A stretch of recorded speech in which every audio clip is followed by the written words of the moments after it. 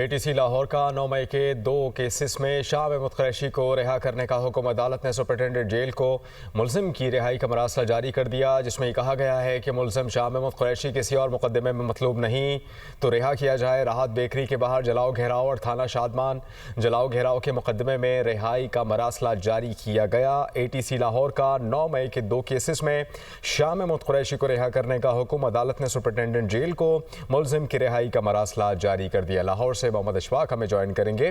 اشفاق، آپ کیا بتائیں گے اس متعلق؟ جی بالکل، لاہور کی انسداد دہشت گردی کی خصوصی عدالت نے 9 مئی کے 2 کیسز میں شاہ محمود قریشی کی رہائی کا حکم جاری کر دیا ہے، اور اس حوالے سے عدالت نے جیل حکام کو بھی تحریری حکم سے آگاہ کرتے ہوئے روک کا جاری کرنے کے احکامات جاری کر دیے ہیں۔ تاہم عدالت نے اپنے تحریری حکم میں یہ لکھا ہے کہ اگر شاہ محمود قریشی کسی اور مقدمے میں مطلوب نہیں ہے تو انہیں رہا کر دیا جائے۔